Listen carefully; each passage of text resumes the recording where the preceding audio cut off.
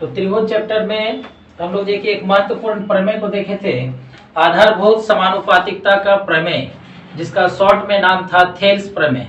तो चूंकि यह प्रमेय जो है वो थेल्स के द्वारा प्रतिपादित था, इसीलिए उस प्रमेय को हम लोग थेल्स प्रमेय का नाम दिए थे। और थेल्स प्रमेय जो है वो त्रिभुज में आधारभूत समानुपातिकता का काम करता है वो। तो थेल्स प्रमेय में क्या देखे थे हम लोग कि किसी भी त्रिभुज में, कोई भी आप एक त्रिभुज ले लें, तो इस त्रिभुज में अगर किसी एक भुजा के समांतर, जैसे कि यहाँ 3 भुजाएं हैं, तीनों भुजाओं में से किसी एक भुजा के समांतर, जैसे ये जो है जिसका आधार है अभी, इसी के समांतर अगर हम एक रेखा खींचें, है ना, और यह रेखा इस प्रकार से खींचें कि इस भुजा को छोड़कर अन्य 2 भुजाओं को, है ना, अलग अलग बिंदुओं पर प्रतिच्छेद करती हो। तो यहाँ पे जैसे ये त्रिभुज की दूसरी भुजा और ये त्रिभुज की तीसरी भुजा है, इन दोनों को अलग अलग बिंदुओं पर क्या कर रहा है, ये रेखा प्रतिच्छेद कर रहा है। तब यहाँ जो ये दोनों भुजाएं हैं, इन दोनों बिंदुओं से एक ही अनुपात में विभाजित होते हैं, अर्थात यहाँ से लेके यहाँ तक और फिर यहाँ तक का जो अनुपात होगा, उतना ही अनुपात इस तरफ के भी भुजा के दोनों भागों का अनुपात होगा। तो इसको हम लोग थेल्स प्रमेय के नाम से जानते हैं। इसको अगर हम अलग अलग नाम दें, यहाँ पर ए और फिर बी और फिर सी और यहाँ पे डी और ई, यानी कि A D by D B is equal to A E by E C होगा। तो इसको हम लोग कर रहे थे थेल्स प्रमेय। और थेल्स प्रमेय का विलोम क्या होता था, तो थेल्स प्रमेय में हम लोग क्या देखे कि अगर किसी भी त्रिभुज में एक भुजा के समांतर अगर कोई रेखा खींची जाए, तो वो अन्य 2 भुजाओं को एक ही अनुपात में विभाजित करती है। तो इसका विलोम क्या हो सकता है, तो इसका विलोम होगा कि अगर किसी भी त्रिभुज में कोई रेखा त्रिभुज के 2 भुजाओं को समान अनुपात में विभाजित करे, तो वह रेखा तीसरी भुजा के समांतर होती है। तो इसका मतलब ये हुआ कि अगर किसी भी त्रिभुज में एक भुजा के समांतर अगर हम कोई रेखा खींच रहे हैं, तो अन्य 2 भुजाएं जिन बिंदुओं पर विभाजित हो रही हैं, वहां से वो समानुपातिकता विभाजित होगी, यानी इन दोनों का अनुपात जो है क्या होगा, बराबर होगा। और इसके विलोम में क्या होगा कि अगर ये अनुपात बराबर है, तो यह रेखा जो है तीसरी भुजा के, यानी जिसको प्रतिच्छेद नहीं कर रहा है, उसके समांतर होगा। तो यहाँ थेल्स प्रमेय और थेल्स प्रमेय के विलोम पर आधारित कुछ प्रश्न है जिसको हल करना है। जिसमें पहला प्रश्न है कि आकृति 1 और आकृति 2 में, तो यह जो है आकृति 1 है और यह आकृति 2 है। तो कह रहा है कि आकृति 1 और आकृति 2 में DE BC के समांतर है, यानी यहाँ पर जो DE खींचा गया है वो BC के समांतर है। फिर उसी प्रकार आकृति 2 में भी यहाँ DE जो है वो BC के समांतर है। तो इसमें आपको क्या करना है कि DE BC के समांतर है, ये पहले से दिया हुआ है। तो यह त्रिभुज ABC में एक भुजा अर्थात BC के समांतर एक रेखा खींची गई है, जो अन्य भुजाओं को D और E पर प्रतिच्छेद करती है, जिसमें आपको A से लेकर के D तक, यानी AD का वैल्यू दिया है 1.5 सेंटीमीटर और DB इसका वैल्यू दिया है 3 सेंटीमीटर।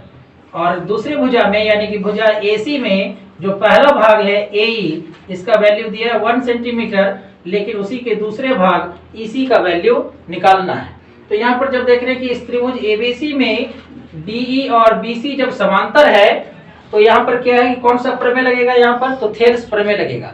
क्योंकि थेल्स प्रमेय कहता है कि जब किसी त्रिभुज में एक भुजा के समांतर कोई रेखा खींची जाए, तो अनुपात बराबर होते हैं। तो समांतर पहले से दिया हुआ है और हम लोगों को अनुपात उसका निकालना है। तो इसमें हम लोग जाएंगे थेल्स प्रमेय लगाएंगे। तो सबसे पहले हम लोग लिखेंगे त्रिभुज ABC में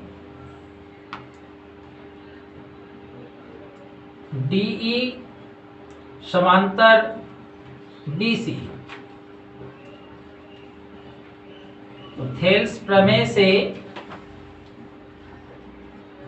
क्या होगा, AD by DB is equal to AE by EC।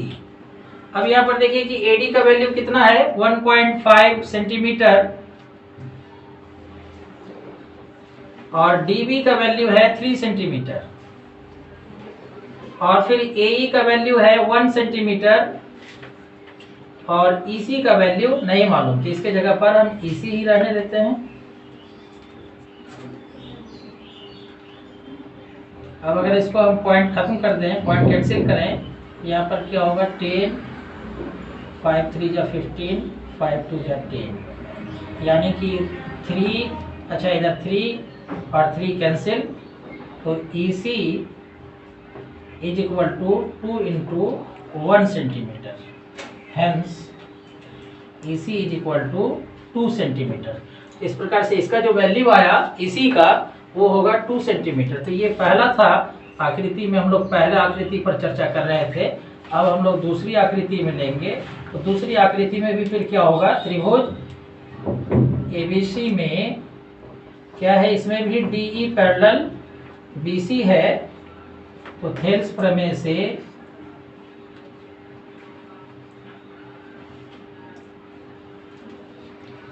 प्रमेय से हम लोग क्या देखेंगे, इसमें AD बाय DB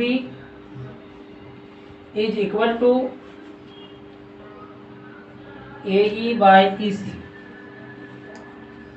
अब देखिए इसमें AD का वैल्यू नहीं मालूम है, तो AD रहने देते हैं उसके स्थान पर, और DB का वैल्यू है 7.2 सेंटीमीटर और AE का वैल्यू है 1.8 सेंटीमीटर और EC का वैल्यू है 5.4 सेंटीमीटर। अब चूंकि यहाँ पे पॉइंट के बाद एक डिजिट है, इसमें भी पॉइंट के बाद एक डिजिट है, ये पॉइंट ऑलरेडी कैंसिल हो जाएगा और 18 1 जा 18, 18 3 जा 54 सेंटीमीटर, सेंटीमीटर कैंसिल, यानी कि हम लोग ऐसा लिख सकते हैं कि 3AD is equal to 7.2 centimetre. तो AD is equal to 7.2 centimetre by 3। अब इसको 3 से डिवाइड कर देंगे तो AD का वैल्यू आएगा 2.4 सेंटीमीटर। तो इस प्रकार से जो पहला वाला आकृति था इसमें EC का वैल्यू निकालना था जो 2 सेंटीमीटर निकला, और दूसरे वाले में इसमें AD का वैल्यू निकालना था और AD का वैल्यू आया 2.4 सेंटीमीटर। दूसरा प्रश्न है कि किसी त्रिभुज PQR की भुजाओं PQ और PR पर क्रमशः बिंदु E और F स्थित हैं, तो निम्नलिखित में से प्रत्येक स्थिति के लिए बताइए कि क्या EF QR के समांतर है। तो यहाँ पर बात कर रहे हैं कि एक त्रिभुज PQR में जो 3 भुजाएं हैं उसमें से 2 भुजा, एक PQ और एक PR, तो PQ पर एक बिंदु स्थित है E और PR पर एक बिंदु स्थित है F। क्रमशः का है, इसलिए PQ पर हमको E लेना है और PR पर F लेना है। ये E और F क्रमशः 2 बिंदुएं हैं, एक PQ पर और एक PR पर। अब इसमें क्या किया है कि PE, EQ, PF, FR इन सभी का अलग अलग मान दिया गया है और उन सब के आधार पर तय करना है कि ये दोनों जो है ये समांतर है या नहीं है। तो हम लोग थेल्स प्रमेय में और थेल्स के विलोम में ये चीज देखे। तो थेल्स प्रमेय में हम लोग क्या देखे कि अगर त्रिभुज में एक भुजा के समांतर अगर कोई रेखा खींची जाती है तो वह रेखा अन्य 2 भुजाओं को एक ही अनुपात में विभाजित करेगी। ये थेल्स प्रमेय था। और उसका विलोम था कि कोई रेखा अगर त्रिभुज के 2 भुजाओं को एक ही अनुपात में विभाजित कर रही है ना, तो वह रेखा तीसरी भुजा के समांतर होती है। तो यहाँ पर क्या करना है कि थेल्स के विलोम पर प्रश्न दिया गया है कि अनुपात को देख करके बतलाना है कि यह समांतर है या समांतर नहीं है। तो इसमें जो पहला क्वेश्चन है उसी में देखिए कि PE यानी P से लेकर के E तक PE का वैल्यू दिया है 3.9 सेंटीमीटर, ये पहला कंडीशन में। और EQ, तो EQ का कितना दिया है 3 सेंटीमीटर।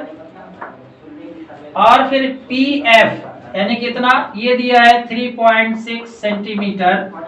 और FR ये दिया है 2.4 सेंटीमीटर। तो आपको बतलाना है कि क्या EF QR के समांतर है। तो हम लोग जान रहे हैं कि अगर PE और EQ का अनुपात PF और FR के अनुपात के बराबर हो जाए तो थेल्स के विलोम से EF जो है वो QR के पैरेलल हो जाएगा। तो इसके लिए हम लोग को क्या करना है कि PE बटा EQ निकालना है। तो हम लोग पहले नंबर का सॉल्यूशन करते हैं यहाँ पर। तो पहला नंबर में हम लोग क्या करेंगे, PE बटा EQ इज इक्वल टू, पहले इसका वैल्यू निकालिए। यहाँ तो PE का वैल्यू क्या है इसमें 3.9 सेंटीमीटर और EQ का वैल्यू क्या है 3 सेंटीमीटर। तो अब इसमें इसका पॉइंट कैंसिल करेंगे तो 19/30 इधर सेंटीमीटर सेंटीमीटर तो कैंसिल हो जाएगा, पॉइंट के बाद एक डिजिट है इसलिए हम इसमें 10 से गुना कर दिए। अब इसका जो सिंपलेस्ट फॉर्म में चेंज कर लीजिए, तो 3 से इसको कैंसिल कीजिए 13 और इधर 10, यानी कि इसका रेशियो जो निकला 13:10। अब इसमें दूसरा क्या करना है, हमें PF और FR का अनुपात निकालना है। तो PF/FR इज इक्वल टू, तो अब PF का वैल्यू क्या है 3.6 सेंटीमीटर और FR का वैल्यू है 2.4 सेंटीमीटर। फिर सेंटीमीटर सेंटीमीटर कैंसिल, पॉइंट के बाद एक डिजिट, नीचे में भी पॉइंट के बाद एक डिजिट है तो पॉइंट ऑटोमेटिकली कैंसिल हो जाएगा। अब इसमें देखिए 12 3 जा 36 और 12 2 जा 24। तो इसका जो रेशियो आया वो आया 3:2, 3/2। तो हम इस प्रकार से देख रहे हैं कि PE जो है बाय EQ और PF/FR इसका रेशियो इक्वल नहीं हो रहा है, और जब इसका रेशियो इक्वल नहीं हो रहा है इसका मतलब हुआ कि EF जो है या QR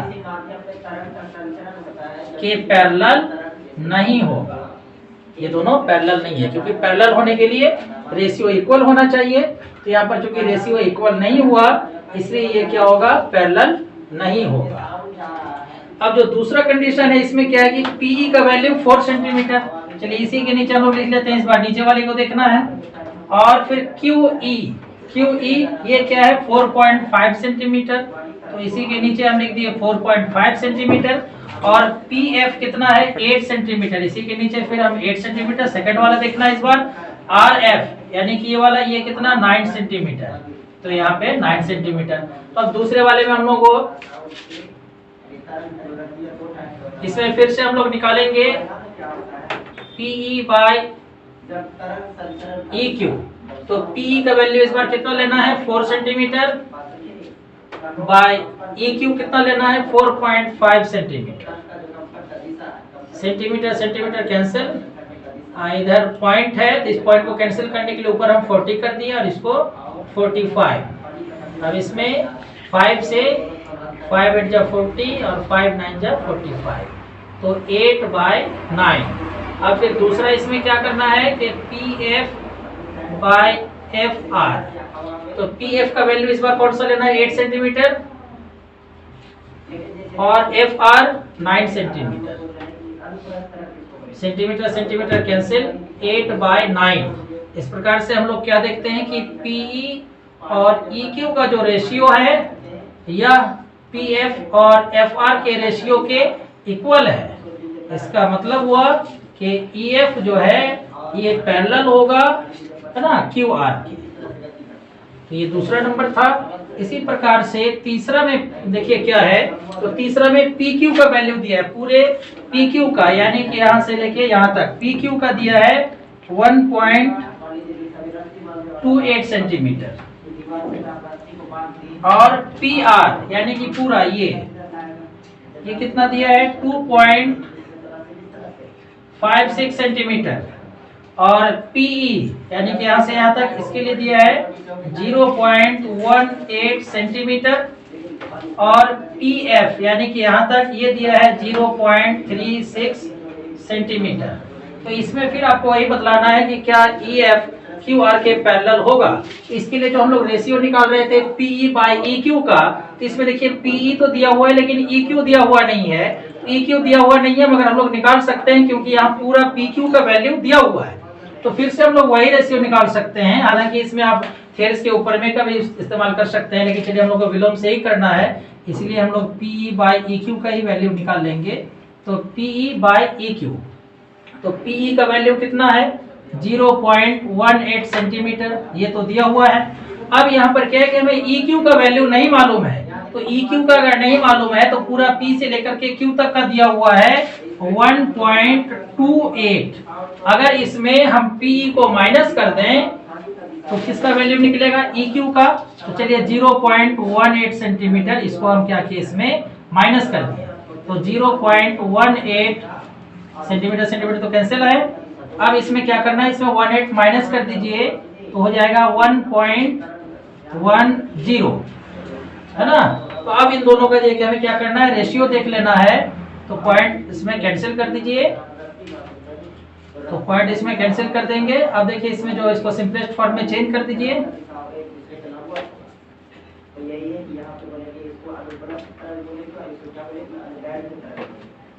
9/55। अब फिर इसमें जो दूसरा रेशियो निकालना है वो है PF/FR का। तो PF/FR, तो इसमें PF का वैल्यू तो दिया हुआ था 0.36 सेंटीमीटर, और FR का वैल्यू निकालने के लिए फिर से हमें क्या करना पड़ेगा, 2.56 में PF को माइनस करना पड़ेगा, यानी कि 0.36 सेंटीमीटर। सेंटीमीटर फिर से कैंसिल हो रहा है, 0.36 बाय, अब इसमें माइनस कर दीजिए तो 2.20। फिर से इसमें पॉइंट को हम कैंसिल करेंगे, और उसके बाद देखिए कि ये किससे जाएगी, डिविजिबल है। चलिए 2 से ही पहले करें, 18 और फिर इधर 110, फिर 2 से 9 और इधर 55, यानी कि इसका रेशियो फिर से वही आ गया 9/55।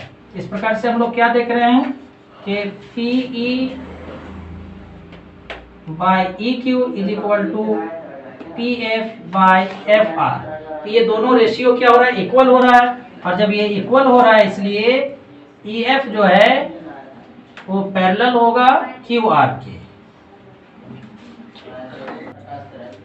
इसमें तीसरा प्रश्न है कि आकृति में LM और CB ये दोनों पैरेलल है। तो अगर हम लोग त्रिभुज इसमें देखें, त्रिभुज ABC में, तो इसमें LM और CB ये दोनों क्या है, पैरेलल है। और फिर इसी की दूसरी तरफ जो त्रिभुज बना हुआ है ADC, इस त्रिभुज में क्या है कि LN और CB ये दोनों पैरेलल है। तो आपको इसमें सिद्ध करना है कि AM और AB का अनुपात AN और AD के अनुपात के बराबर है। तो इसमें पहले ये देखना है कि LM और CB ये कौन से त्रिभुज में है, तो यह त्रिभुज ABC में है। तो इसमें हम लिखेंगे कि त्रिभुज ABC में, तो त्रिभुज ABC में क्या दिया हुआ है, LM समांतर CB। तो थेल्स प्रमेय से क्या होगा, तो हम लोग जान रहे हैं किसी भी त्रिभुज में जब एक भुजा के समांतर कोई रेखा होती है तो वह अन्य दो भुजाओं को एक ही अनुपात में विभाजित करती है। तो इसमें क्या होगा, AM/MB is equal to AL/LC। इसको हम लोग पहला समीकरण ले लिए, और फिर इसी के विपरीत दिशा में जो दूसरा त्रिभुज है, यानी कि त्रिभुज ADC में, इसमें क्या दिया हुआ है कि LN समांतर CD। तो इसमें भी थेल्स प्रमेय से क्या हो जाएगा, इसमें AN/ND is equal to AL/LC। ये समीकरण दूसरा हुआ। अब अगर पहले समीकरण और दूसरे समीकरण को देखें तो दोनों समीकरण का जो दाया पक्ष है RHS है, ये दोनों इक्वल है, और जब दोनों का RHS इक्वल है तो दोनों का LHS भी इक्वल होगा। तो समीकरण 1 एवं 2 से, 1 एवं 2 से क्या होगा, AM/MB is equal to AN/ND। और यही वांछित पद था जो हम लोगों को साबित करना था। इस प्रकार से यह प्रूफ हो गया। अब जो दूसरा प्रश्न है इसमें, यानी कि चौथा प्रश्न, इसमें भी एक आकृति दिया हुआ है और जिसमें DE AC के समांतर है, अर्थात DE जो है कि AC के समांतर है। तो DE समांतर AC हम लोग कौन से त्रिभुज में लेंगे, त्रिभुज ABC में। और फिर दिया हुआ कि DF समांतर AE, यानी कि DF जो है वो AE के समांतर है। तो अगर हम DF समांतर AE का लाभ लेना चाहें तो उसके लिए आपको कौन सा त्रिभुज लेना पड़ेगा, त्रिभुज ABE में। तो यहाँ पे और इसमें सिद्ध करना है कि BF/FE is equal to BE by EC, यानी कि बीएफ और एफई का जो रेशियो है वही रेशियो होगा बीई और ईसी का। तो इसके लिए हम लोगों को सबसे पहले जो डीई समांतर एसी लेना है, तो डीई समांतर एसी ये कौन से त्रिभुज में मिलेगा? त्रिभुज एबीसी में। तो सबसे पहले हम लोग ले लेते हैं त्रिभुज एबीसी में। तो त्रिभुज एबीसी में क्या होगा? DE parallel AC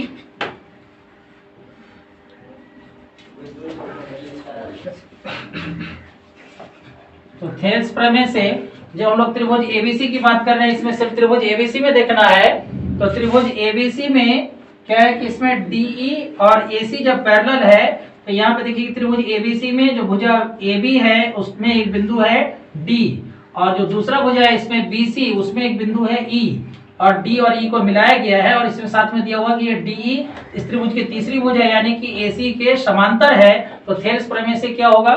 BD by DA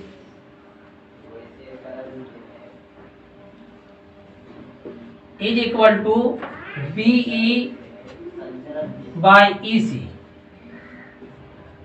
इसको हम लोग समीकरण 1 मान लेते हैं। और फिर दूसरा इसमें शर्त क्या दिया हुआ है कि डीएफ और एई पैरेलल है। तो यहाँ डीएफ और यहाँ एई ये दोनों पैरेलल है। तो इसके लिए हमें कौन सा त्रिभुज लेना पड़ेगा? त्रिभुज एबीई। तो त्रिभुज एबीई में डीएफ पैरेलल एई है। तो थेल्स प्रमेय से क्या हो जाएगा इसमें? तो अब डीएफ पैरेलल एई। तो हम लोग को सिर्फ अब त्रिभुज एबी में ही देखना है। तो यहाँ पर एबी का एक बिंदु डी है और बीई का एक बिंदु क्या है? एफ है, और डी और एफ को मिलाया गया जो कि डीएफ तीसरी भुजा यानी कि एई के पैरेलल है।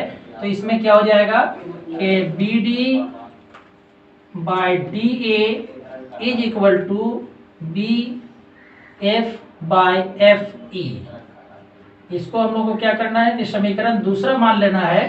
अब अगर आप उन दोनों समीकरण को देखें, इसमें बीडी बाय डीए दोनों में क्या कॉमन है, यानी कि दोनों का एलएचएस इक्वल है, और जब दोनों का एलएचएस इक्वल है तो दोनों का आरएचएस भी क्या होगा?